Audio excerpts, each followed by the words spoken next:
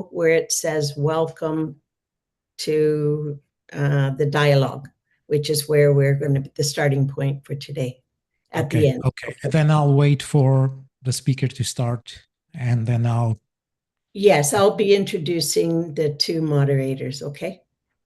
Thank you. All right, thank you very much, everyone, and I'll keep in touch through the chat. Okay, Judith. We are live on YouTube. The video will start in a few minutes. 3 minutes of the opening hour.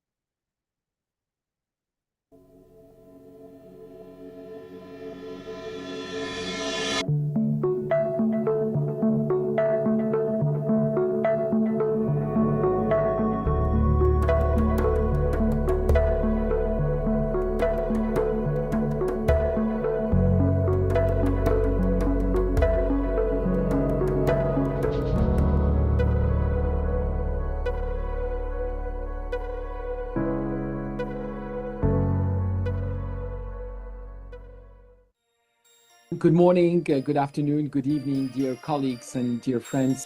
Today's roundtable, from Lunchbox to Lab, invites us to look beyond the surface of processed food. Food processing connects agriculture with industry. It also adds value to raw produce. It reduces post-harvest losses. It increases food security by generating jobs, higher incomes, as well as new business opportunities. If you took food fortification, which is a profoundly important feature in LMIC, it will come as an ultra-processed food because it is nomenclatured as an additive. Codex clearly defines food additives, which are of course all approved. Food additives are safe for use, both in a person's kitchen or in an industrial factory. So we tried to go with the IOFOS task force on processing for nutrition, diet and health, certainly into details of the nutrition value, and develop a scheme which is called, or abbreviated with NOURISH, Nutritional Optimization under Refined Ingredient Selection and Handling. So we have defined, differentiated and quantified processing and formulation impacts. The separation, the differentiation of these two influential factors is important. Most food-based dietary guidelines that are in use today do incorporate recommendations for healthful dietary patterns that are based on formulation of food products.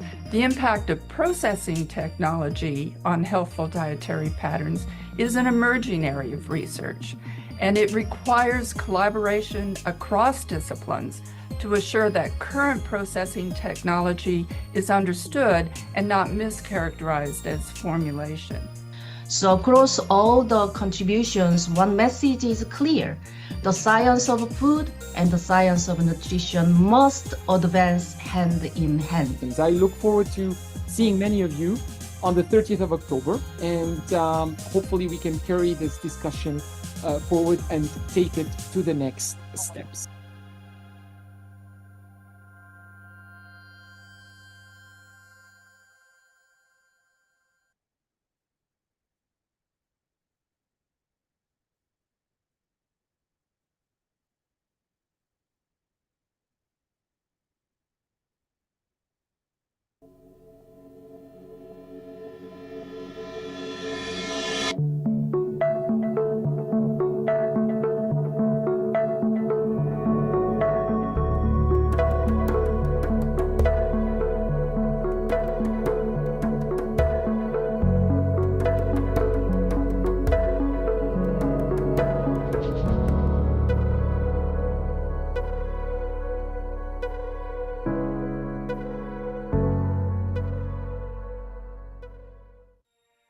Good morning, good afternoon, good evening, dear colleagues and dear friends.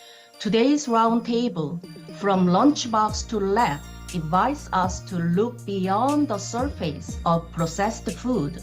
Food processing connects agriculture with industry. It also adds value to raw produce. It reduces post-harvest losses. It increases food security by generating jobs, higher incomes, as well as new business opportunities. If you took food fortification, which is a profoundly important feature in LMIC, it will come as an ultra-processed food because it is nomenclatured as an additive. Codex clearly defines food additives, which are of course all approved. Food additives are safe for use, both in a person's kitchen or in an industrial factory. So we tried to go with the IOFOS task force on processing for nutrition, diet and health, certainly into details of the nutrition value, and develop a scheme which is called, or abbreviated with NOURISH, Nutritional Optimization under Refined Ingredient Selection and Handling. So we have defined, differentiated and quantified processing and formulation impacts. The separation, the differentiation of these two influential factors is important. Most food-based dietary guidelines that are in use today do incorporate recommendations for healthful dietary patterns that are based on formulation of food products. The impact of processing technology on healthful dietary patterns is an emerging area of research, and it requires collaboration across disciplines to assure that current processing technology is understood and not mischaracterized as formulation. So across all the contributions, one message is clear.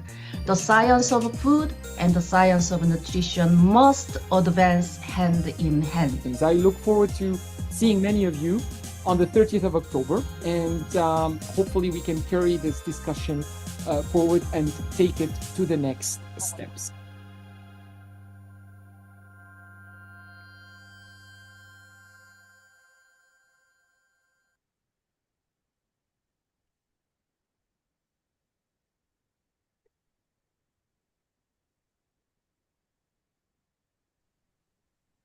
Good morning.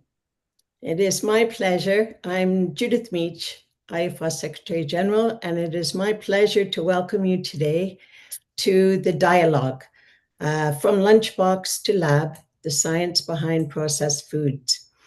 To begin, I would like to introduce you to the session moderators, Dr. Aman Weerakartakusuma and Dr. Dominic Agway.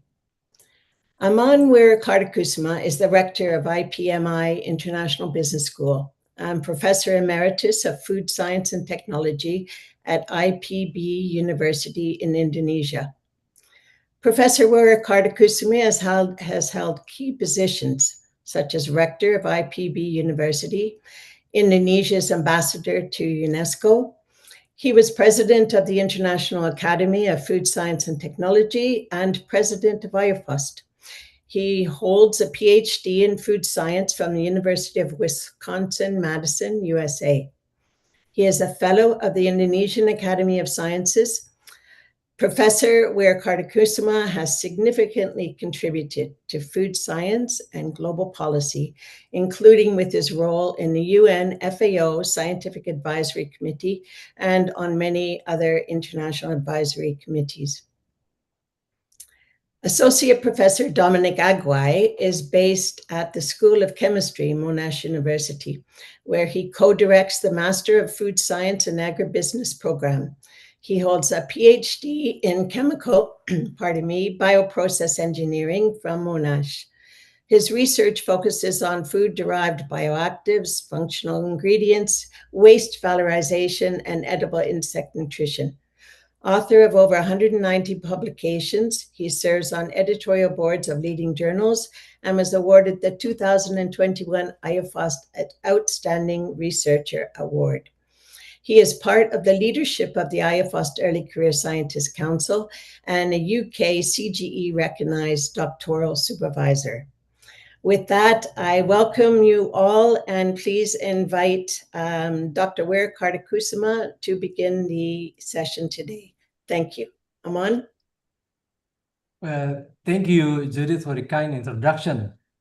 Let me begin our dialogue by introducing all of our eminent panelists. Professor Hyun Suk Kim, Professor Jayakumar Henry, Dr. Susanna Sokolovsky, Professor Eric Winham, Professor Barbara Sneeman, and Professor Samuel Godefroy. And welcome everyone from everywhere around the world. Let me set out the plan for this interactive question and answer. We will hold this dialogue in three parts. The first part will be the short summaries from our panelists, accompanied by several slides from each as illustration. The second part will be the full frame from questions associated with the various focus areas of our discussion today. There will be 6 polls following each of 6 panelists. All of you are invited to participate in the polls, and we will show you the result in real time before we move to the next panelist. The third part is the QA developed from questions you have already provided to us and also from questions that you may pose to the QA features throughout this roundtable today. Comments and questions are welcome, and important for the success of this meeting together. Now, it is my pleasure to introduce the eminent Professor Yoon Suk Kim. Professor Yoon Suk Kim is the president of the International Union of Nutritional Sciences, IUNS, and a professor of Seung Women's University in Seoul, Korea. She holds a PhD in nutritional biochemistry from the Ohio State University. Her research focuses on nutritional immunology and aging. Professor Kim has led major nutrition societies in Korea and received national recognition for her contribution for health and nutrition. May I invite now the IUNS President Yoon Suk Kim to present one or two slides of your perspective for the dialogues. You please. Thank you very much. Thank you very much, Dr. Aman, for a nice introduction and giving me a chance to talk as a panelist today. As you can see, this is the second slide. Could you show us the first slide? Thank you very much. As you can see in my first slide, I emphasized in the first roundtable that as experts in food and nutrition science, we all have to input more active and powerful efforts to bring nutrition aspect to the food processing. Why? The purpose is clear. Let me explain in a moment. As you know, this food process issue is under big global debates now. So, to shape together a healthier and more sustainable future, we have to move beyond the labels and look deeper into evidence. So the next question is, what can it do as action points? So I like to focus on 4 pillars. If you look at my next slide, the second slide, please. Number 1, food processing should always be with right purposes. So food preservation is, of course, important, no doubt, but food technology should extend beyond the preservation to enhance human health and well-being. That's number 1. And number 2, we should put nutrition as the compass. By doing that, we can guide food technology innovation toward balanced diets and sustainable food systems, thereby synergistically can solve the global health problems over the world efficiently. Number 3, let us focus on evidence-based innovation. When the science is truly for the safe, nutritious, and sustainable foods, we can finally look straight at the ultra debate. And lastly, practical and feasible collaboration for real impact is crucial.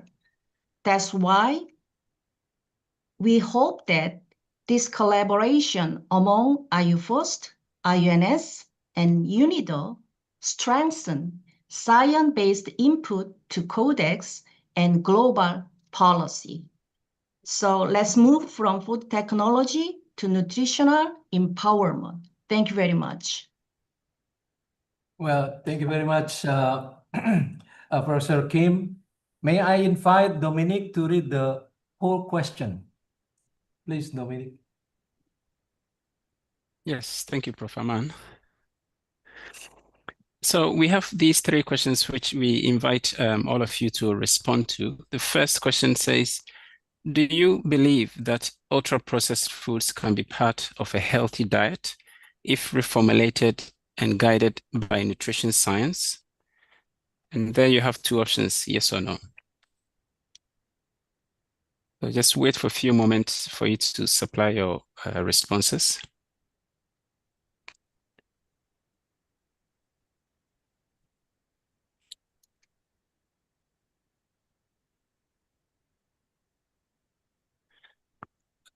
Okay, I'll move on to second question, which says, should food innovation focus equally on nutritional quality and consumer convenience?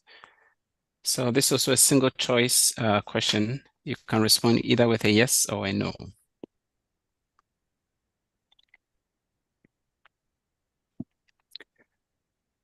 And finally, we have, do you think nutrition scientists and food technologists collaborate enough today to influence global food policy? Is it a yes or is it a no?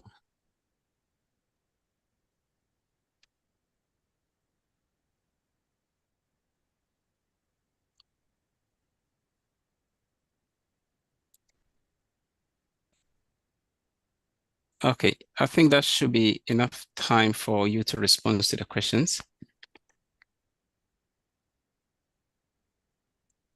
So I assume you can all see the responses there.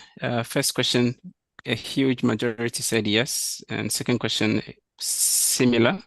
Third question, many of you said no, which some of them will come back in our Q&A discussion. So we'll leave them there for now. So, but thank you very much for your taking part in these polls. Okay. Aman, do I invite our next? Yes, please. Okay. Again, thank you for Sir Kim presentation, and I will invite Dominic to introduce the next speakers. Yeah, please. Okay, thank you. So our next speaker is Professor Jayakumar Henry, who is a leading expert in food and nutrition science, currently with the National University of Singapore. He was the founding director of the Clinical Nutrition Research Center in Singapore and has served as an advisor to FAO, WHO, and UNICEF. His pioneering work brings food science and human nutrition globally, and he's a fellow of both IFOST and the American Society for Nutrition, and has received numerous international awards for his contribution in this area. So Professor Henry, over to you. Thank you.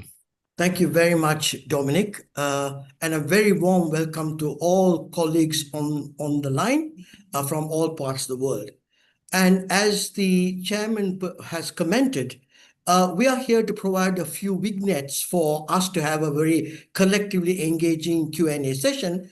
And my focus is going to ask the rhetorical question, what role does food processing play in ending global undernutrition?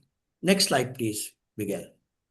Ladies and gentlemen, in 2025, at a time when our world population stands at about 8.5 billion, it's hard to believe that 2 billion people in our world, that's 1/4 of our population, are malnourished due to the lack of a couple of micronutrients, notably iron and vitamin A. And in fact, out of the 195 countries that are represented in our global fraternity, there are about 128 LMIC, low and middle income countries. But the paradox is that 88% of our global fraternity has serious burdens of malnutrition. And the question is, how can food technology play to ameliorate that? Next slide, please. And given the brevity of time, I'm going to focus on two case examples. First is micronutrient deficiencies. We have talked about 2 billion people afflicted by it, and these are the 5 main caucus of micronutrient deficiencies: vitamin A, iodine, iron, zinc, and folic acid.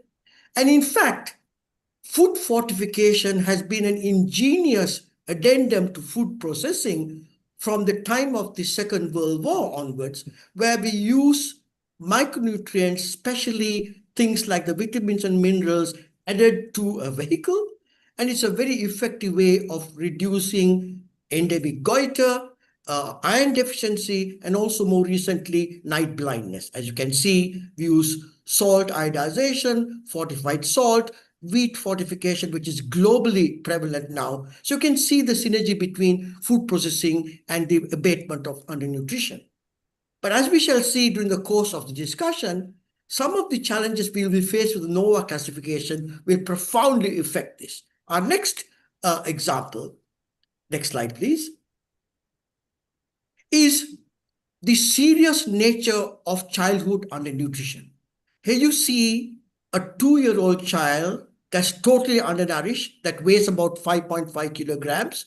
And to build up its rapid body weight gain, we need to have a specialized formulation, which Professor Waterloo about 50 years ago built using water, skim milk powder, sugar, and salt. But unfortunately, in many parts of the developing world, portable access to water is a great limitation. And so, about 20 years ago, the pediatrician Andre Briand brought out this ready-to-eat therapeutic food, which many of you know is widely used by the UN agencies to get rapid growth in malnourished children.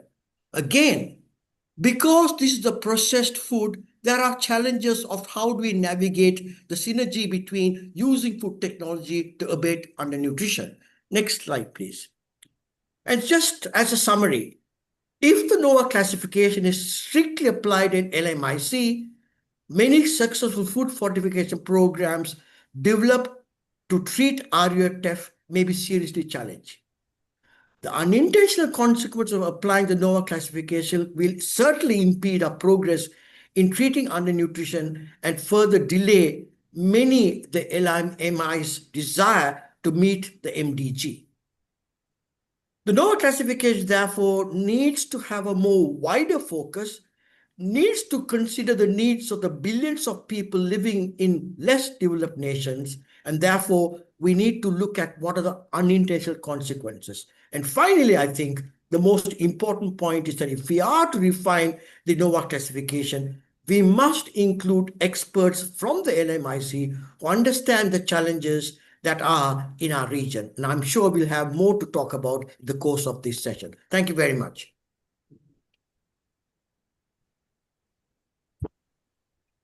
Yeah, thank you very much, Prof. Henry. And now we'll move on to our poll questions. So here we have two questions. The first one asking, have you heard of the NOVA classification in UPF, meaning ultra-processed foods? You get to respond either with a yes or a no. And secondly, has your country embraced NOVA in its food policy? Again, you get to respond with a yes or a no.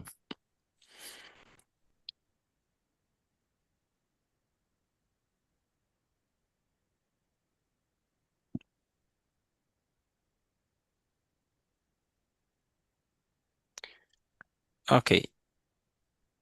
I think that should be enough time to respond to these questions. Okay, thank you very much again, Prof. Jaya. Oh, this is the result. Okay, please go ahead. Yeah. So yeah, most of you responded either with a yes or no. And once again, these points will come back later on when we discuss the Q&A. So thank you. Thank you, Dominic, and thank you, Prof. Henry, for your insightful presentation. And I would like to continue introducing the third panelist, which is Dr. Sokolovsky. Dr. Susanna Sokolovsky is an international expert in food regulatory and scientific affairs with over 30 years of experience. She is the president-elect of ALACTA and a fellow of IOFOS. Based in Argentina, she has contributed to ingredient approval and innovation in sugar-free food across Latin America.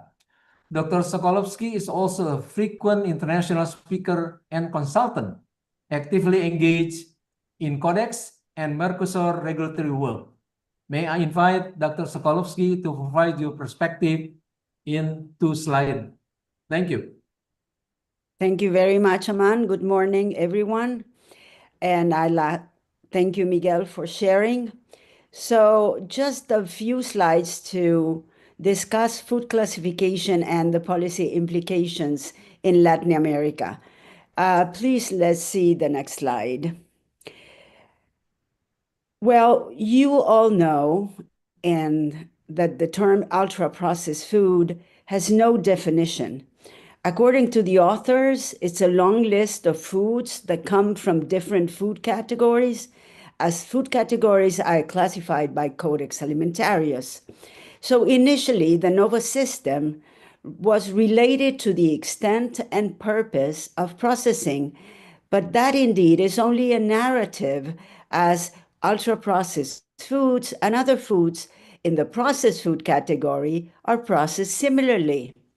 So actually, the group that initiated this concept has defined industrial ingredients, those that people do not use in their kitchens, and food additives as markers of ultra-processed foods.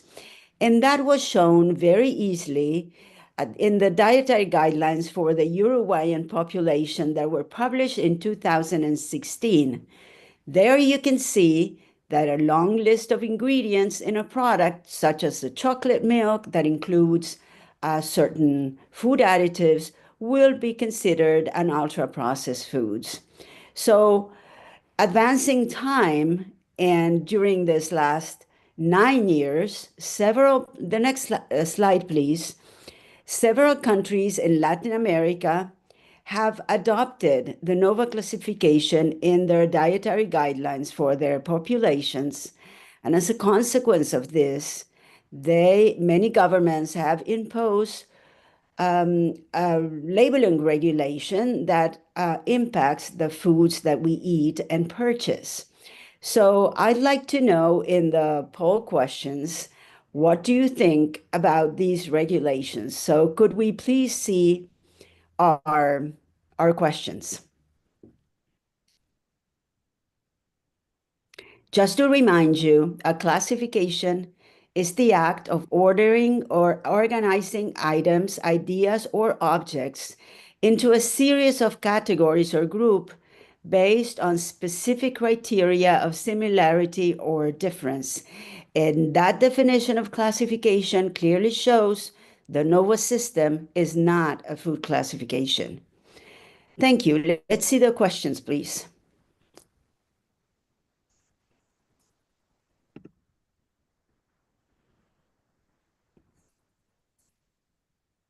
Okay, Dominic. so we have two questions here. First one says, has the front of pack regulation of your country contributed to your selection of packaged foods? That is for only those who live in a country where back octagons were imposed. I suppose this is probably more in South America. So that's the first question. It's a yes or a no. And a second question says, have you received nutrition education during your primary school period? It's a yes or a no.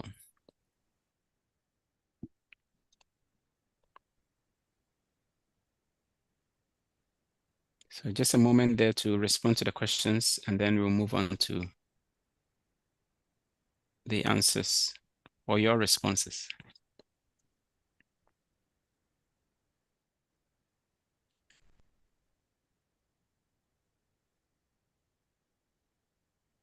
Okay, I think we can have a look at the responses now.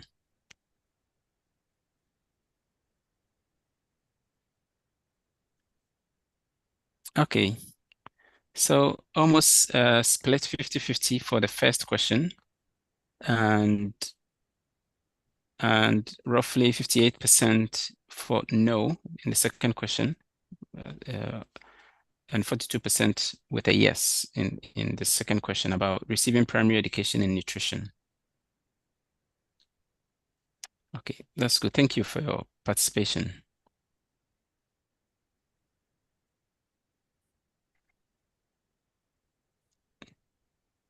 Yeah, over to you, Prof. Aman.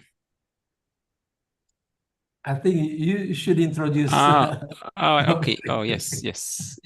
Sorry. So we move on to our next speaker, Prof. Eric Windhap, who is a pioneer in food process engineering and the chair of the IUFOS Task Force on Food Processing and Diet, Nutrition and Health.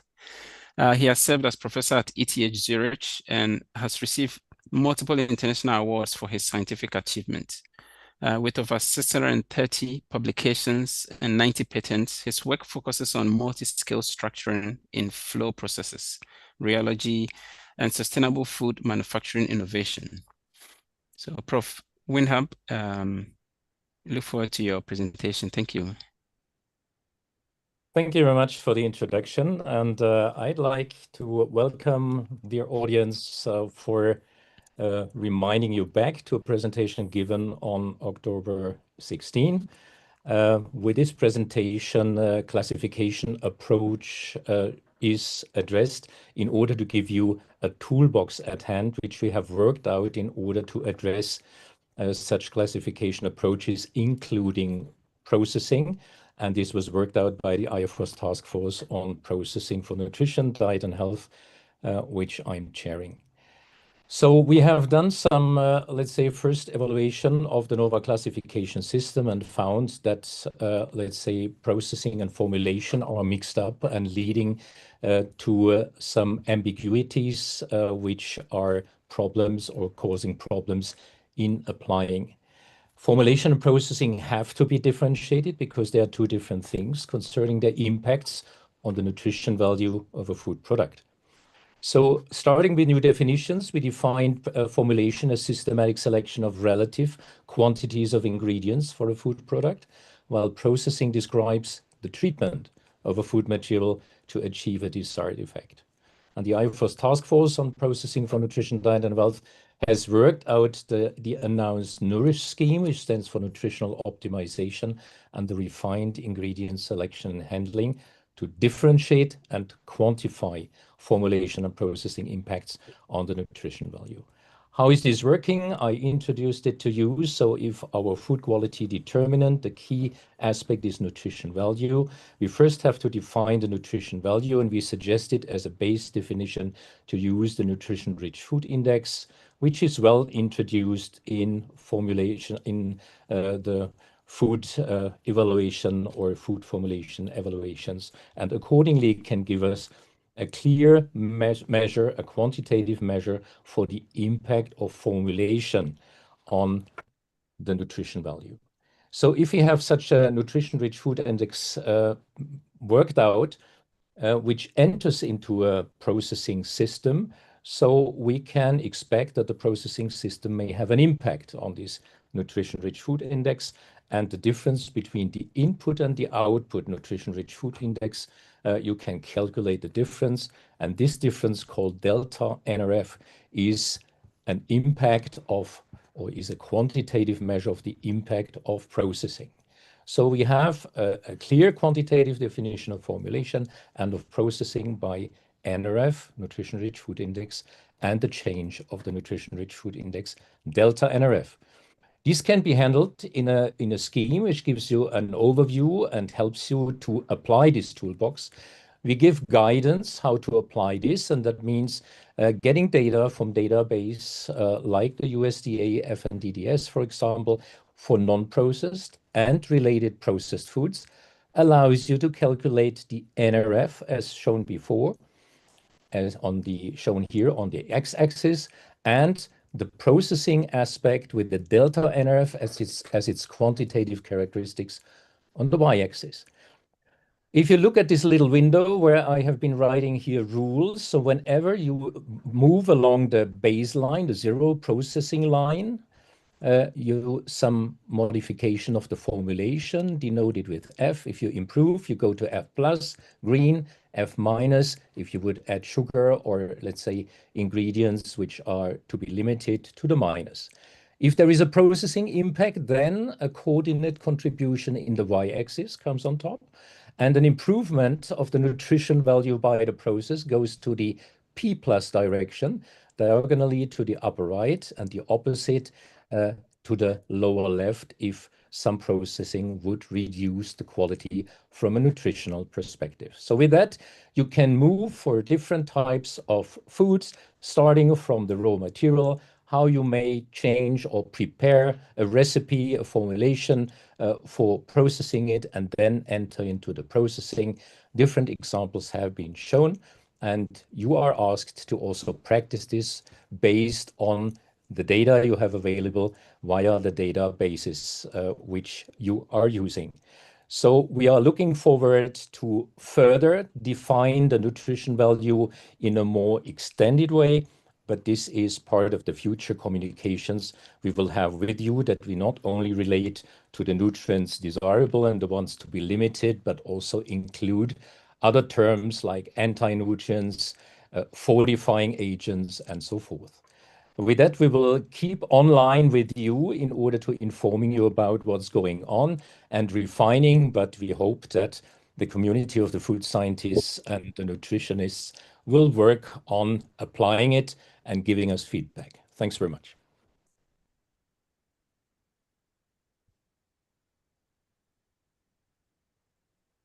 Dominic, please. Yeah, thank you, Prof. May we have the poll questions? Okay, so we have 3 questions here. The first question says, do you agree that formulation and processing are 2 different factors that impact the nutritional value of food? Is there a yes or of no?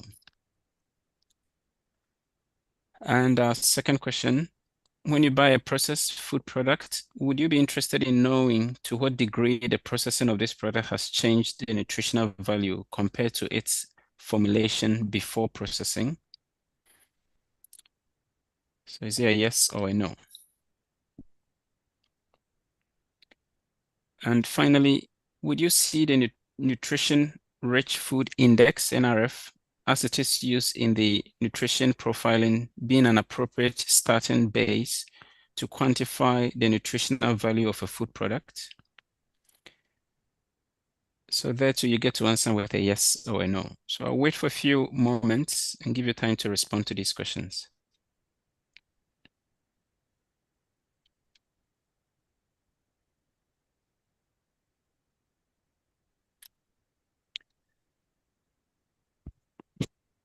Okay, I think we can look at the answers now. Okay, so question 1, an overwhelming majority, over 90%, says they agree that formulation and processing are 2 different factors that impact nutritional value. Question 2, roughly about almost 80% will be interested in knowing to what degree the processing of a product has changed the nutritional value compared to formulation before it was processed. And question 3, over 80% would like to see the NRF index as it's used as they think it's appropriate. Let me put it that way. They think it's appropriate as a starting base to quantify the nutritional value of a food product. Thanks Okay, a lot for the that's really valuable good. Yeah, votes. thank you. Yeah, thanks very much. This is highly valuable for proceeding and setting our points of gravity. Thanks a lot. Thank you, Prof. Winhab. I think I noticed that a lot of clappings and also thumbs up coming from the screen during your presentation. It must be quite interesting to all the audience. And they also laugh hard. Oh my God. Okay, let me continue and introduce the 5th panelist, which is Dr. Seniman. So Barbara Seniman, a PhD, is an emeritus professor of nutrition at the University of California, Davis. Formerly, she was the director of the OGs of Nutrition, Labeling, and Dietary Supplement at the Food and Drug Administration and led the USA delegation for Codex committees. She chaired the 2020 Dietary Guideline Advisory Committee. She has served on 2 nutrition advisory committees for WHO and on the NASEM, Food and Nutrition Board. She is a fellow of ASN and AAAS.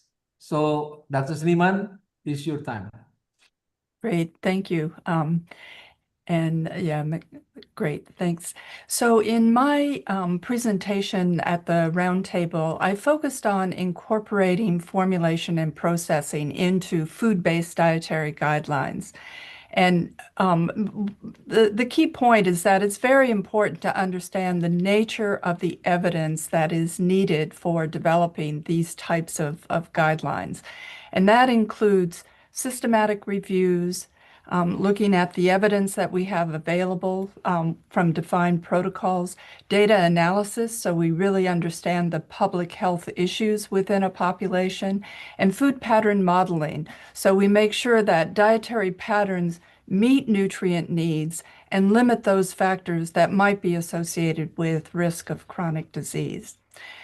Such evidence has traditionally focused on formulation of products as based on the ingredients, but emerging evidence suggests that we should also be considering processing. So next slide, please. So to develop a food classification system, we need to define points of classification. That's how we'll get a reliable, reproducible food classification system.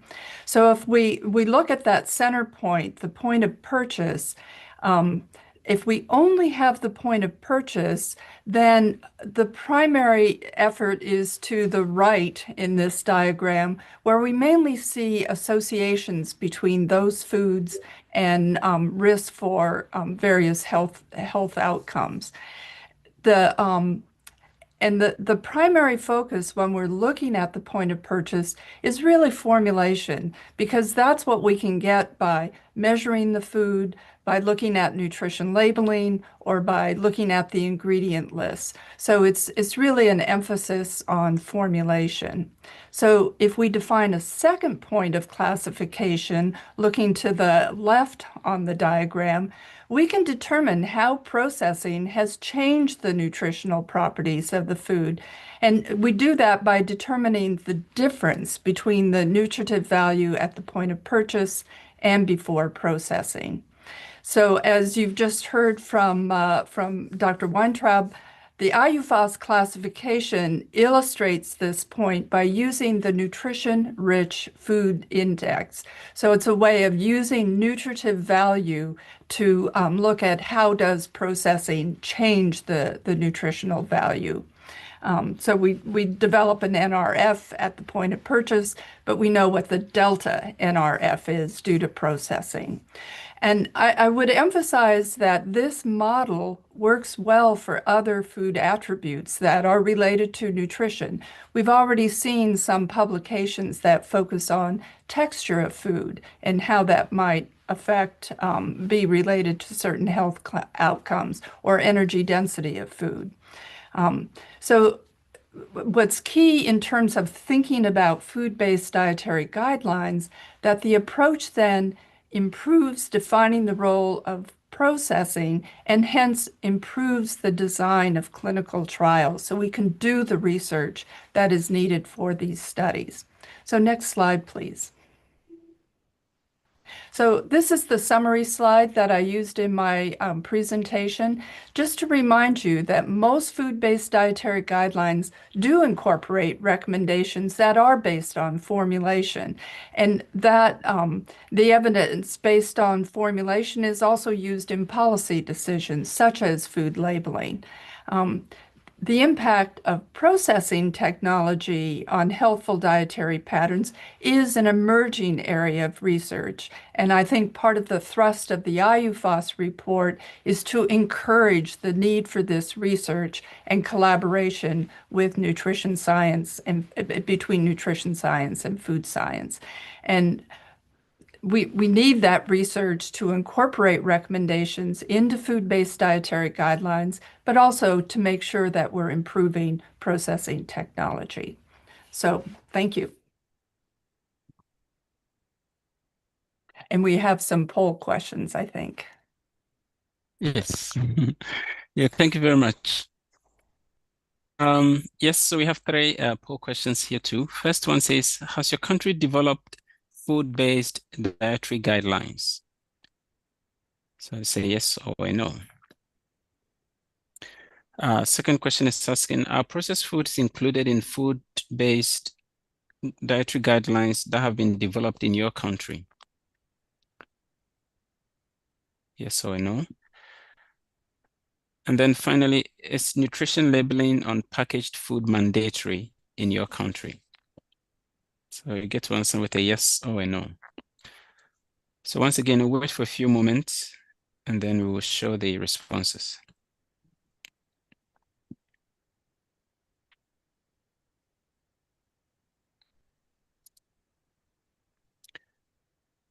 Okay, I think we can show the responses now. So yes. Okay. Interesting. Yeah, we're seeing many countries have developed food-based dietary guidelines. It's sort of Yeah. mixed for whether processed foods are included. Most, yes, but still close to 50-50. And I can't see the results on the third one, is the nutrition labeling I say, mandatory. yeah, I give 84% said yes, nutrition labeling on packaged food is mandatory in their countries. Okay. So the information is there. Great. Thank you. Yeah. Yeah, thank you very much. I will introduce our next speaker, who is the IUFOS president, Professor Samuel Godfrey. And he's a full professor at Laval University in Canada, and is the former Director General of Health Canada's Food Directorate and past Vice Chair of Codex Alimentarius Commission. He's also founder and president of IUFOS Disciplinary Group, the Global Food Regulatory Science Society. So, Prof. Godfrey, over to you. Thanks. Thank you very much, Dominic, and a warm welcome to all the colleagues who have joined us. I will be, in fact, building on my colleagues' interventions and discuss, or at least attempt to discuss, a path forward towards an evidence-based and inclusive and more science-driven, hopefully, food classification system or systems. If we can move to the next slide, please. Building on what you've just heard from the multiple interventions of my colleagues summarizing the webinar that we had 2 weeks ago, food classification schemes are not just technical frameworks. They have direct policy and public health implications. They influence how dietary guidelines are developed, how consumers make food choices, and even how some regulatory or fiscal measures tend to be designed by competent authorities.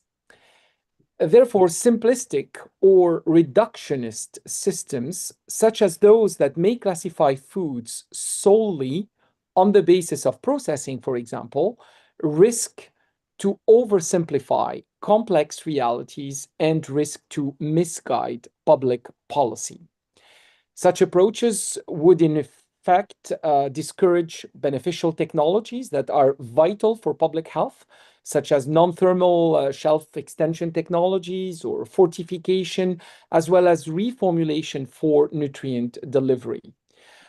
They would also send incoherent policy signals. They can undermine principles of providing accurate and non-misleading information to consumers, and they would contribute to creating inconsistencies between national and international food standards, resulting in trade distortions and as well as in consumer confusion. Now, to avoid these pitfalls, food classification schemes must be anchored in robust methodological and scientific processes. And the work of the IUFOS Task Force on Food Processing for Nutrition, Diet, and Health, as explained by Professor Windab and colleagues, proposes an alternative model, which combines at least the parameters of formulation and processing and open the way for others to be included, such as sustainability, leading to an approach that can be leveraged and that can be built upon. This, in fact, opens the way as well to a quantitative approach that is multi-attribute and help us distinguish, amongst other things, between aspects related to formulation and processing. This would allow for evidence-based dietary guidance for labeling and policy formulation to be made respecting scientific integrity, but also respecting codex principles. Considering the important policy implications, there is a need, therefore, to move beyond the rhetoric towards more evidence-based frameworks, which will ensure that future classifications reflect the true nutritional safety and sustainability attributes of food. Now, the next slide, please.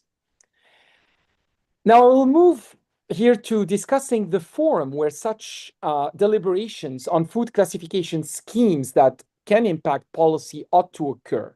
And I will be, of course, advocating for Codex to be the optimum forum for such discussion. The Codex Alimentarius Commission, as you know, is the only intergovernmental platform where the policy interests of health, agriculture, and trade all converge. It ensures that deliberations on food classification, if they were to occur there, are balanced, globally relevant, and scientifically grounded. In fact, I consider that no other international body would offer this degree of cross-sectoral legitimacy or policy coherence. Now, food classification is in fact not new to Codex. It already exists, and there are a number of tools that have been developed that actually go in that direction. When we speak about nutrient profiling, which links composition to health outcomes, or the front-of-pack nutrition labeling discussions, which guide consistent and science-based communication to consumers. Strengthening these existing frameworks under Codex avoids fragmented and coordinated initiatives that may emerge elsewhere and that could lead to trade disruptions, to misclassification of safe foods, as well as to regulatory incoherence.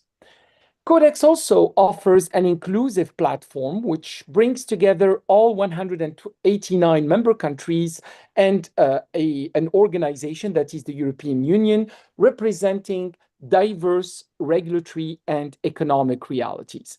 It also includes over 200 observer organizations, which represent scientific bodies, health professional organizations, industry groups, as well as consumer associations. The framework under Codex ensures transparency, broad representation, and a balanced scientific dialogues. So hosting these discussions within Codex would reinforce the science-based foundation of international food standards, would also ensure that consideration impacting health, trade, and agricultural policies are discussed in a more fulsome manner rather than through a fragmented discourse. And it would promote a globally harmonized, fair, and inclusive policy set of outcomes, ultimately supporting public trust and, of course, helping with effective risk communication. Now, in conclusion, I would say that we need to move the discussion on food classification from an ideological discourse to more scientific discipline. And Codex would offer the unique and legitimate as well as inclusive home for such evolution, where science and policy intersect, and where the policy agendas related to agriculture, food, and trade can meet to shape coherent and evidence-based approaches. This also would allow us to embrace the values of Codex that are transparency, inclusiveness, and collaboration. Again, really thankful to all of you for being so many to continue the discussion on this issue, and looking forward to the rest of the deliberations with the participation of all those who actually agreed and chose to join us today. Thank you very much again.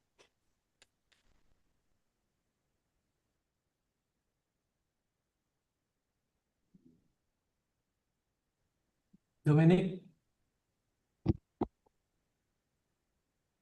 Oh, thank you very much, Prof. Godfrey. I believe we move on to the Q&A section now.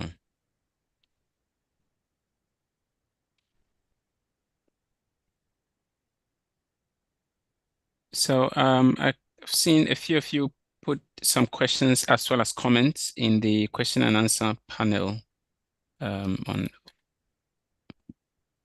Zoom.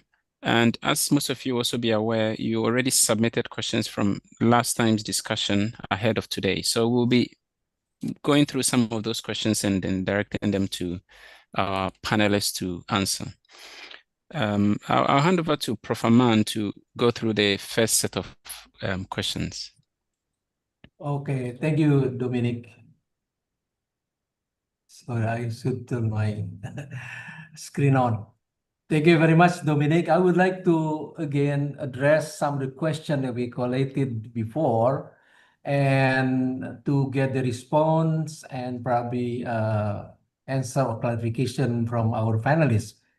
So the first question will be addressed to Dr. Seniman, which saying that can digestibility and bioavailability, bioavailability be included in this scheme? So Dr. Seniman, please. Yes, I think that the basic concept of understanding what a measurable attribute in the food is, and then how does processing change that attribute. So it can be included, but the challenge will be what is the measurable attribute that we're going to have for digestibility and availability. It could be a system that's something that can be measured in the food, an attribute of the food. It could be from in vitro systems where we're testing availability, but we want to know that there's a measurable attribute, and then how does processing change that attribute. So it would be a different type of classification system, but the model developed by IUFOS, I think, can be adapted in different situations depending on the question that is addressed. And Eric, I think you wanted to comment on that as well. I can. So just to give an example, like we could include protein digestibility for specific, let's say, components like proteins, and define a measure, PDCAS or DIAS measures, and then you could measure for the formulation and get data after processing. And as a consequence, would have a PDCAS, let's say, value for the formulation, and a delta PDCAS would result for after processing, for the impact of processing. And this is how you could, in principle, widen the definition of your specific interesting points in the nutrition value definition. That means a kind of an extended NRF definition, and in this way included and following the same guidelines or principles. Well, thank you very much. I think Barbara and Eric, you both have setting the dialogue between food technologies and nutritionists. Excellent question, answer. And as the spirit that we would like to have also from this dialogue, how they can work together in giving a solution for the problem we are facing nowadays. So thank you. May I continue for the second question, which is addressed to Susanna? Are you ready for this? So, in what ways can transdisciplinary collaboration improve public trust in science-based communication on ultra-processed food issues? I think you have a lot of experience for this, and listening to Barbara and to also Eric, probably you could enrich the implication on the, to the public trust on science-based evidence. Please, Susanna. Thank you, Aman. It has been very difficult in the last 16 years to have science-based discussions with proponents of the NOVA system. Due to the fact that the NOVA system is not a science-based classification, and I might say it is not even a classification of foods because it is vague, imprecise, and misleading for nutritional advice. So I think it's time, and we would really welcome the intervention and discussions with the nutrition colleagues in order to collaborate in gaining the trust from the public, because we have currently a huge division between the two sets of professionals, the food scientists on one side, understanding the problems with the NOVA system, and the nutritionists who have, in large numbers, welcomed the NOVA system as a correct way to classify foods. So I would really like to know Barbara's comments on this. Okay, please, Barbara. You're muted. Okay. No, you raise an interesting point, Susanna, and to me, the dialogue can be improved by making sure we have some agreed upon principles relative to food, the safety of food. I think Dr. Kim's presentation emphasized that we can develop ways where we look where our common ground is, certainly need to recognize the issues. And in my mind, food-based dietary guidelines have been an approach because they are science-based and they do address then the concerns that we learn from the scientific analysis and how can we help people make better choices. So, but I think Dr. Kim raised several points that relate to the dialogue that we need to have. Yeah, thank you, Barbara. I think I should also probably ask Dr. Kim, how do you respond to this requirement for evidence-based, scientifically to explain, to describe about the effect of processing and the quality of nutrition, values. So you may also try to support the importance of the food-based dietary guidelines, approach. Dr. Kim, please. Yes, thank you very much. You are right. Barbara and Susanna made a very nice point about the processed food, especially in terms of nutritional standpoint. And frankly, so far for the food processing area, there was not enough space that the nutrition can be involved so far. So that's why maybe, the current classification doesn't include, the desirable part of the nutrition part. So that's why, it's not easy. It's going to be a long way. But definitely we need to work on the nutritional point to incorporate it into the food processing area for the dietary guideline and the better health ultimately. So I strongly agree with that. Yes. Mm-hmm. Thank you very much. I always admire your leadership in nutrition, group that also we should, collaborate to each other between food science, technology, and nutritionists. So I think I would like to continue with the next question.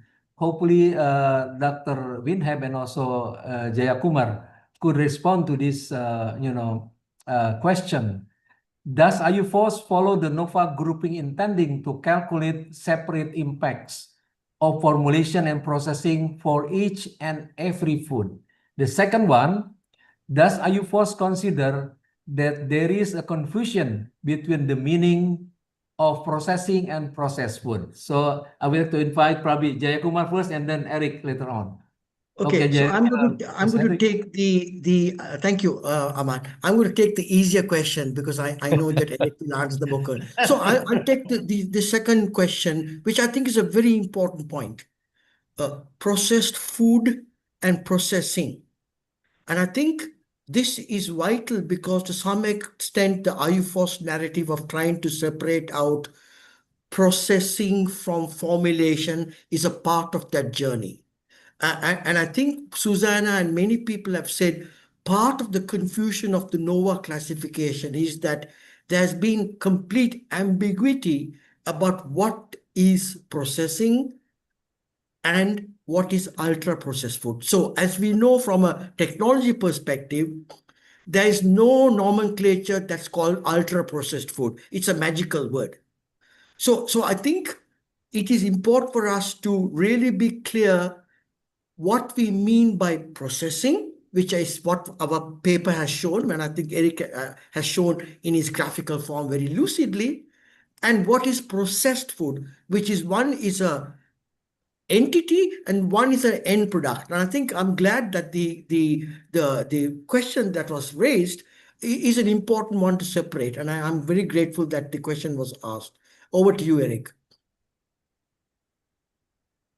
Thanks a lot, JR. So to play the ball to me. So so I would just continue with the way you argued and say processing is a toolbox, and it allows us to optimize in different directions. The nutrition value is in the forefront, but as some questions have been addressing also in the webinar chat, what about convenience? What about palatability? Yes, this is all directions to be optimized when you develop a new food. And when you process a food, I would see that nearly every food is processed, and there is no ultra processed category. You can certainly process for the better. You can also may have some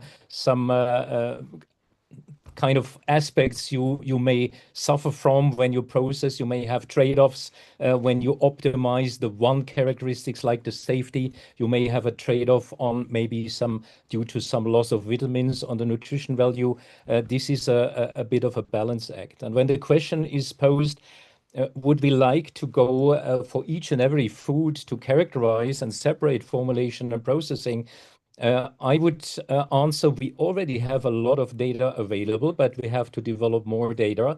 And if you follow the scheme and start with a nutrition-rich food index just as a base, and as it was already mentioned, you can extend this definition, but let's start at the base and say we have nutrition from a nutrition profiling perspective. We have those nutrients recommended and other ones to be limited, like the sugar, the salt, the saturated fat. Maybe some people are also looking at additives. And if you want to go into these base aspects of nutrients recommended and some to be limited, you find already a lot of data in the nutrition databases. It still has to be, let's say, refined in the future, that for the same raw materials, we follow through different processes and detect how different the delta NRFs will be. But we also should look to this extension, as mentioned before, to widen, let's say, the plausibility and the description width of an NRF or an extended NRF to anti-nutrients, to added components for fortification. We might even think to add an additive term and say, what is the additive characteristics by the formulation and how does it change by the processing? So I think we have data, we should analyze our database accordingly and start with a simple or a base definition of the nutrition value, how we define it, like by the NRF, and then extend it systematically, because I know in the discussions, often people asking for bioavailability, bioaccessibility, and so forth, and we should certainly widen the frame for the definition of the nutrition value in order to address these additional questions. Also how matrix effects of the foods can have an impact and so forth. So I think we have a base scheme, and the base scheme is ready for being extended in an appropriate way as we try to guide, let's say, all those researchers who are interested to work with us from the communities of the nutritionists and the food scientists. Okay, thank you very much, I think, Eric and Jaya. I just would like to continue for one before I handing over to Dominic. I just want to continue the response from Sam as the president of IUFOS about the implication of food classification and need for robust methods. So which policy area do you think will be the most affected by the introduction of a food classification regime?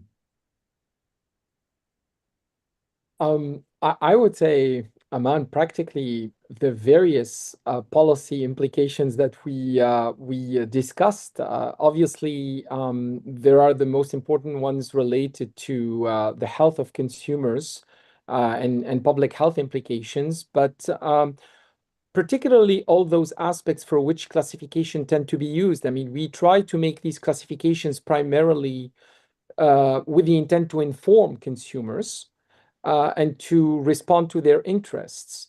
I guess if there are any misconceptions or methodological flaws associated with these, we risk misinformation. But there are definitely policy implications that we have discussed, and Susanna brought them forward with her examples.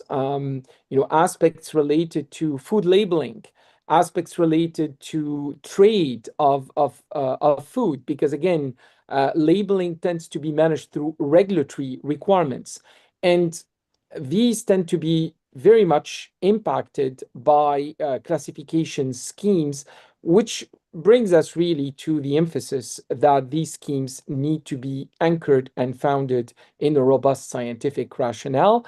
And again, really advocating for the basis of that scientific rationale, the risk analysis principles advocated by Codex should be a good guide for that purpose.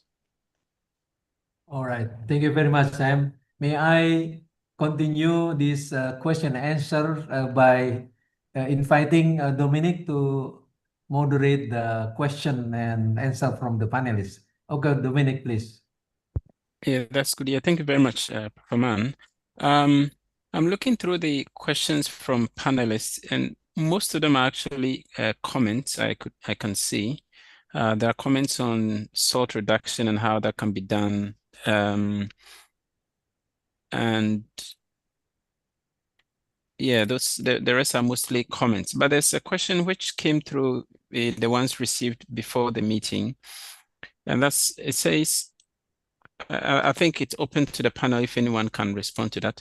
It says, how might UN, FAO, CAC, Codex Alimentarius Commission, accommodate culturally diverse processing traditions within a unified scientific framework? Because I think that's really important question for maybe parts of the world where they still adopt traditional diets, which perhaps are not even registered in food composition databases for us to know what the nutrients are. So any comments on that? Perhaps I will start, Dominic, and then, or perhaps if Eric is ready, please, Eric. Well, I mean, I'm just gonna maybe answer in a generic way. I would say that Codex has already done that and is doing that. So essentially, Codex was founded, as you know, in 1963 and has embraced, in fact, in the way decisions are being made for both food safety considerations and nutrition. We have embraced the same decision-making framework, and that is the risk analysis framework. The risk analysis framework was developed over the years, primarily through practice, but then was further codified in 1995 as the foundation of the decision-making. It actually anchors the fact that prior to a decision being made, which has a policy impact, we need to anchor it primarily in a scientific assessment.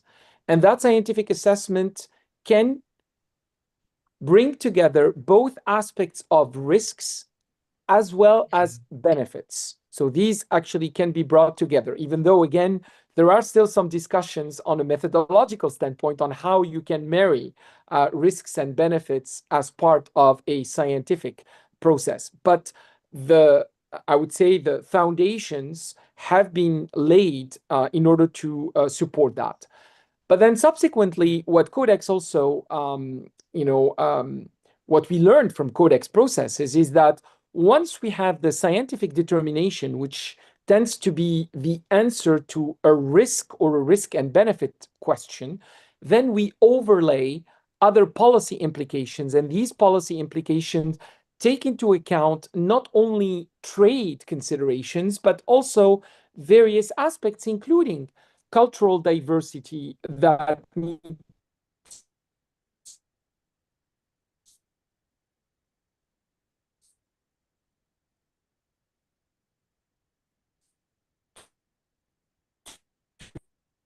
Sam's connection seems to be.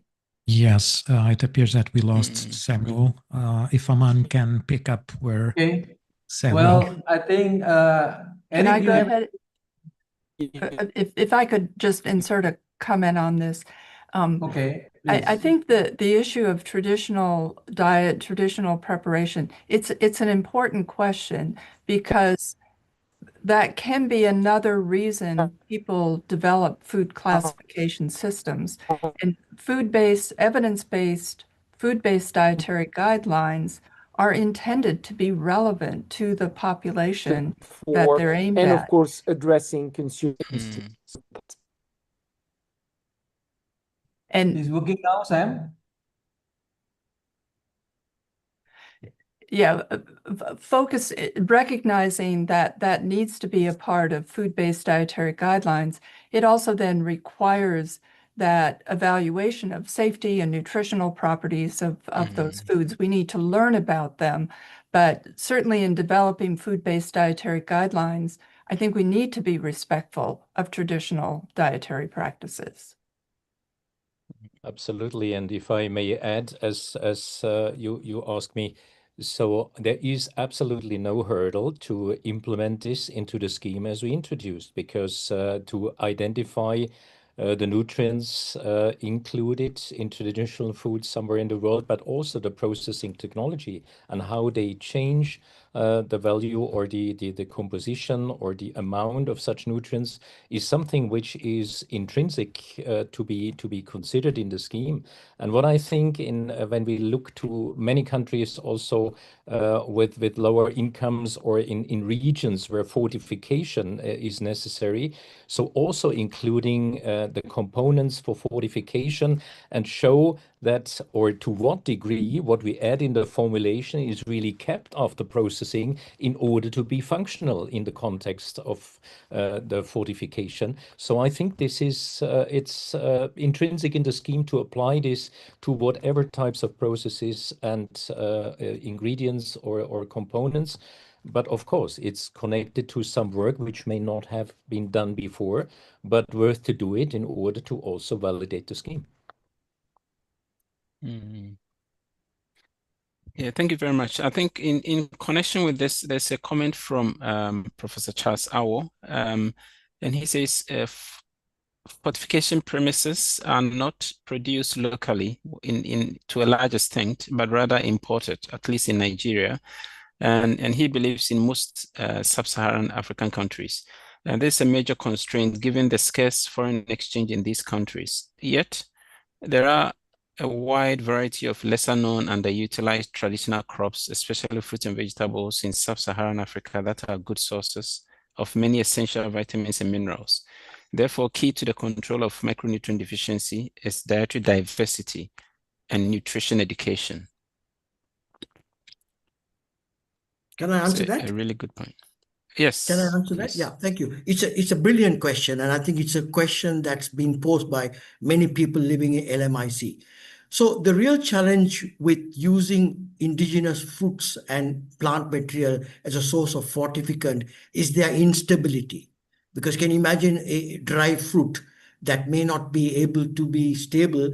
And most of all, we don't have the kind of food composition databases that we require. So I think conceptually, it's a great idea to try and use locally grown plant material and seeds and fruits. But in reality, the reason why it's not easy to augment is because we don't have the database required for the food composition. Poor stability, because normally you have to dry it to be mixed into a premix.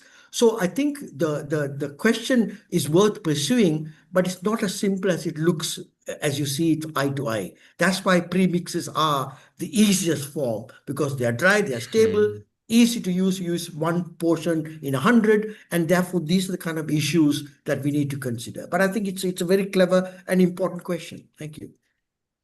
I would also support the remark which we got and would say when we speak about fortification, it's not just adding some fortifying components, but also looking at biofortification, fortifying by the right diet, by the right resources of material. And I think we should see the framework on fortification broader, but taking into account what is technologically feasible.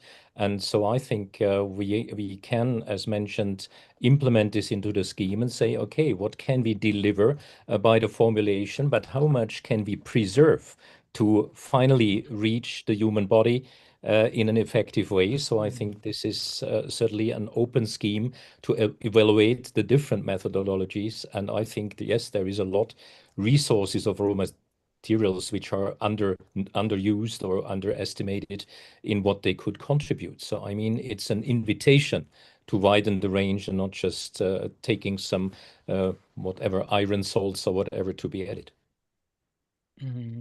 Yeah, thank you. And I hope that if there are students in the audience, you're taking notes, you're having a lot of research questions, to inform your master's and PhD projects there. Okay, I'll read one more question, and actually I think it's more of a comment. It's from Nishinari, and says, I agree with the importance of the two key factors, that i.e. formulation and processing, but palatability is also important, and says salt reduction can be done effectively if we take these things into account. So what role do you feel palatability plays with the consumer? Because at the end of the day, food must taste nice, right?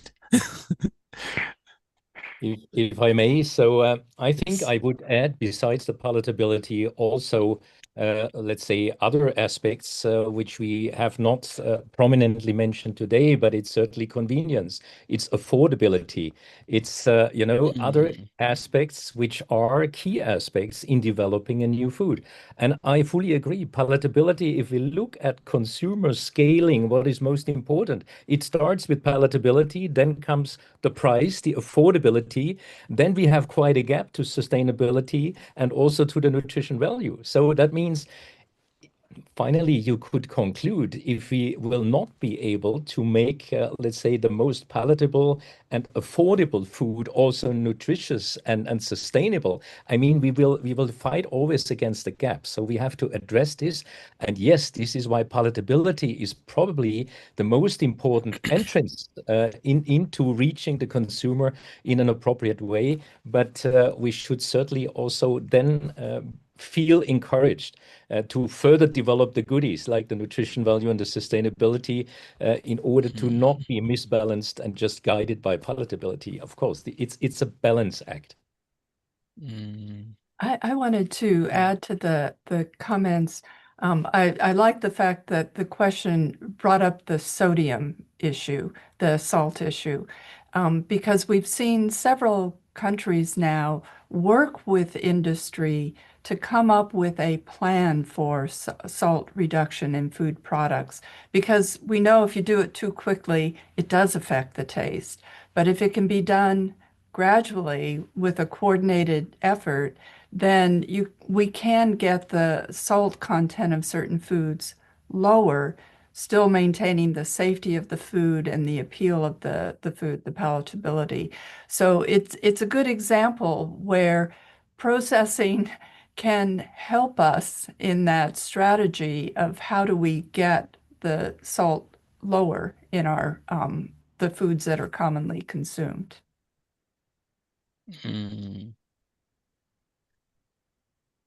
Okay, that's really good. Thank you very much. I think I'll take maybe one more.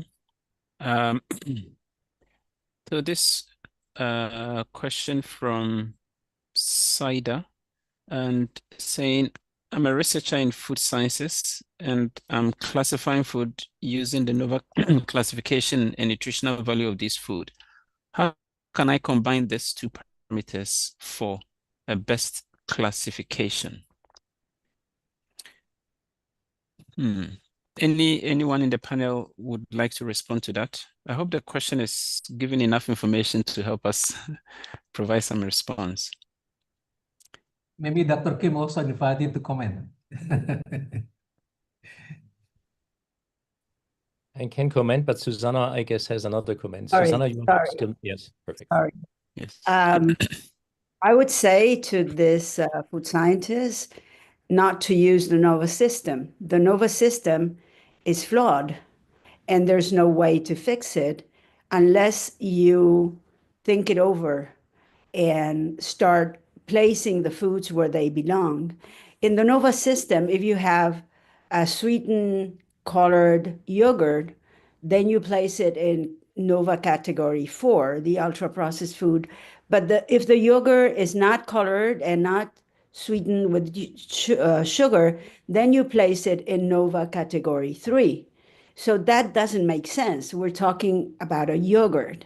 The fact that you have added sugar places it in a different category because to the initial thoughts of the group that created the NOVA system, foods that have a lot of sugar, salt, or fat should be considered ultra-processed food.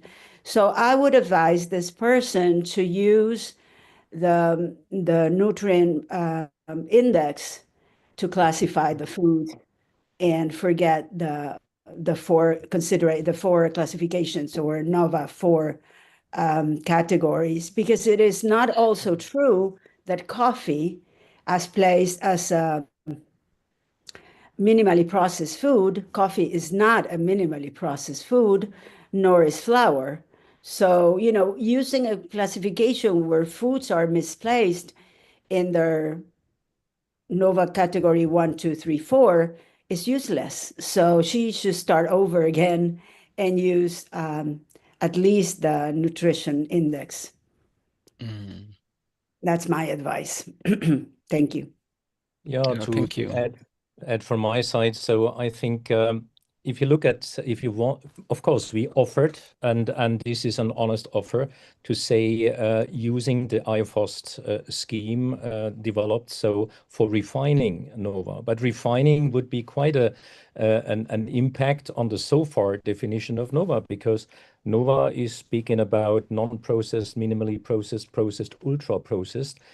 Which means there seems to be an increase in the degree of processing, but there is no parameter.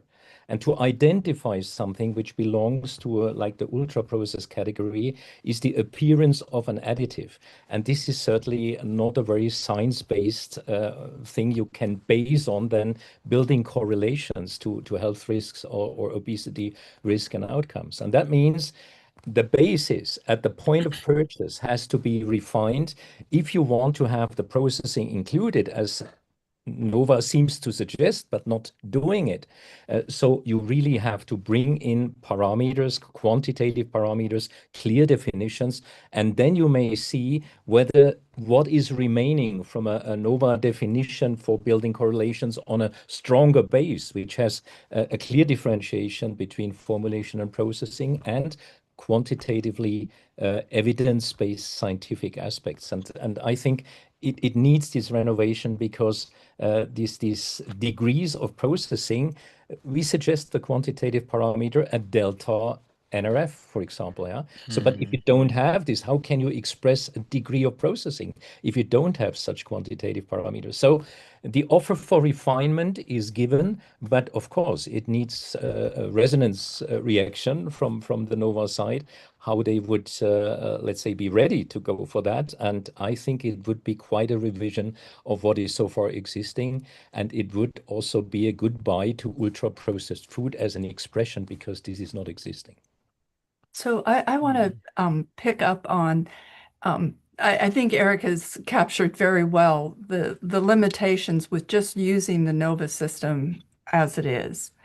And looking at the IUFOS system, the way that we chose to look at nutritive value was using the NRF. That's a index that was developed by Adam Dranowski. It contains 9 recommended nutrients, 3 nutrients or food components to limit. So it has both of them, and it's energy-based.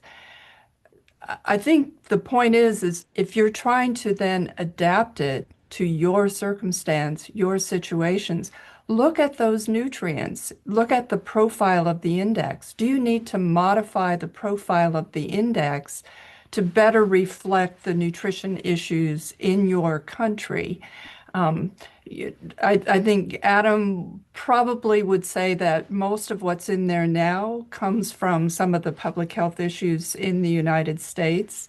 They probably are relevant in other places, but you can say, rather than just have this sort of misclassification between processing and formulation, I'm going to develop an index that is relevant to my population and then use it in the IUFOS classification scheme. That's really good. Yeah, thank you very much. I think I'll add, Judith, is it okay? One more question.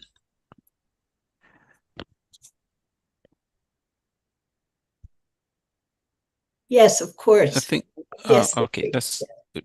That's good. Yeah, thank you. So there was one question from one of our participants. I think the name is Christopher.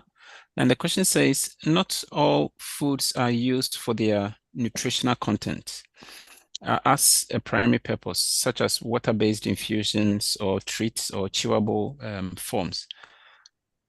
So the question is how the new matrix model could take these specific foods into account, i.e. with correlation factors be excluded or exempted. Otherwise, their starting point on the 2D matrix will be badly positioned from a formulation point of view. And their processing would not necessarily improve that first placement on the matrix. And all foods in small portions and in minor nutrient density per 100 kilocalories will be penalized by the new classification model. Has the task force analyzed these aspects?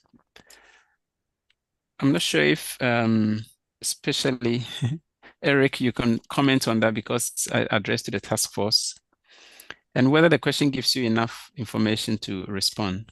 I hope so, that I understand the question right, because of course, it addresses, let's say, other key properties of a food than the nutrition value.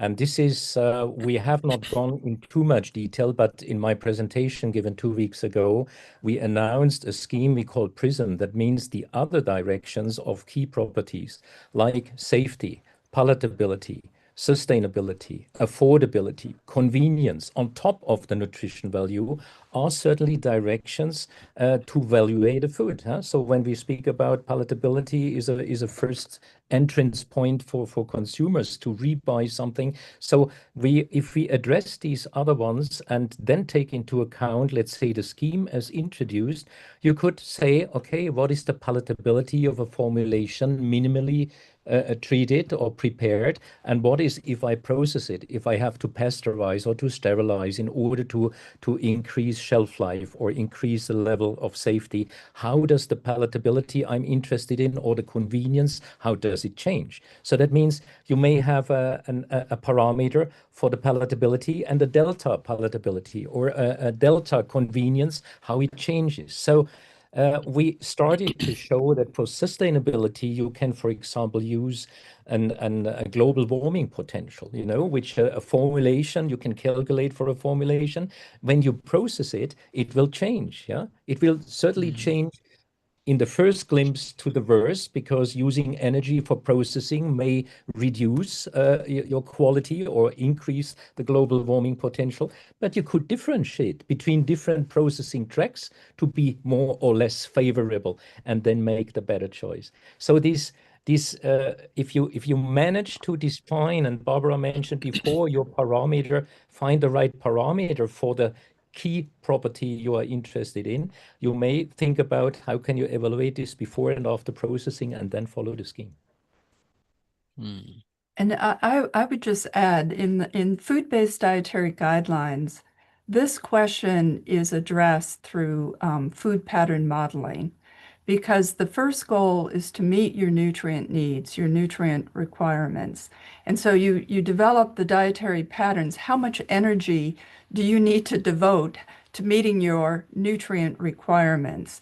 And so that's what the modeling helps you understand. And so if I'm understanding the question correctly, these are products that are providing energy, but they're not providing any specific nutrients. So those might be foods to limit, but you need to understand how do they fit into that total modeling, because the first goal is to meet the nutrient needs. Yeah, which is what food should do. Yeah, that's good. Yeah, thank you very much. Now, I'd like to thank all our participants, for all the discussions and the questions and the comment that came through. And this, I'll hand over back to my co-moderator, Aman. Thank you, Prof. Aman. Thank you very much, Dominic, for presiding the discussion among the panelists. Well, and in this 5 minutes, the end of this meeting, I would like to also notice some important point you address. I think we do believe that there should be a strong collaboration, again, continued cooperation between nutritionists and food science technologies. And in the context of classification and also by definition, we need to work out how to promote this one into or through the Codex Alimentarius Commission, exercise as a multilateral agencies. But again, we are very fortunate to have two presidents of International Union of Nutrition Science and also International Union of Food Science Technologies. So before I close, I would like to invite Professor Kim and Professor Godefroy to give your final summary and remarks about this meeting and continuous meeting in the future. May I invite first Professor Kim? Thank you very much, Man. Just one word. I think this is just a start for our collaboration. So as I, continue the round table step by step, I just think that there are a long way that we have to go together. So through this, the discussion and roundtable, we learned each other very much, and at the same time, many homeworks to go. So once again, I thank you very much, and looking forward the keeping of the collaboration. Thank you very much. Thank you, Professor Kim. May I ask Sam? Thank you, Aman, and thank you, Professor Kim. Actually, I echo your final comments, and I join your call for continued collaboration between our science communities, the food science and technology community and the nutrition science community. And we've seen it through the poll. I think while there is some collaboration that exists, there is still more to do amongst us, between us, in order to move this discussion forward and other areas, of course. And I would then also add to my conclusion the fact that in doing so, in collaborating amongst our communities, that we continue to embrace what we have done so far, the values of transparency and inclusiveness, and hopefully, again, provide the guidance needed to the stakeholder community to build evidence basis for the decision making on food classification systems. Thank you very much again to all, and thank you for our able chairs for guiding the discussions today. Thank you. Thank you. So at the end, I would like to again congratulate all of you. And I think Professor Kim, I even probably encourage us to be more optimistic. Of course, it's a long process that we have to take, but I think there is a positive way how to find a solution. And our contribution from both our expertise in nutritional sciences and food sciences will be a very important, role. And I really like the approach of Dr. Sneeman on a food-based dietary guideline as one way that we can work together. How to make sure that all the processed food also will fulfill the food needed nutritiously by the people, by human being in the now and futures. And all the contribution from difficult formula from Eric and the task force hopefully can be also scrutinized and find out the easier way to communicate with the public. And we need also our advocacy in terms of the scientific based observation to convince the regulation and to convince also the multilateral agency in Codex how to define and to set the standard properly to meet our purpose for again to have the food safety, food security, nutrition security, and healthy diets. So thank you so much for all the panelists. Thank you for my co-moderator, Dominic. Excellent job. I learned a lot from this polling system. Is I'm a little bit behind with all these digital things. And thank you, Judith. Thank you, Miguel. Thank you, everyone, for having this, participation in this meeting. I'm sure that between IUNS and IUFOS will continue having this communication through dialogue and roundtable like this. Thank you very much. Thank you, Judith. And good night, everyone. Good morning. Thank you very good much. I will now close the live transmission on YouTube. Did you take any picture, Miguel? Yes, absolutely. Let me take a Okay, picture great. of all of you. Okay. And it's done. Yep. Thank you.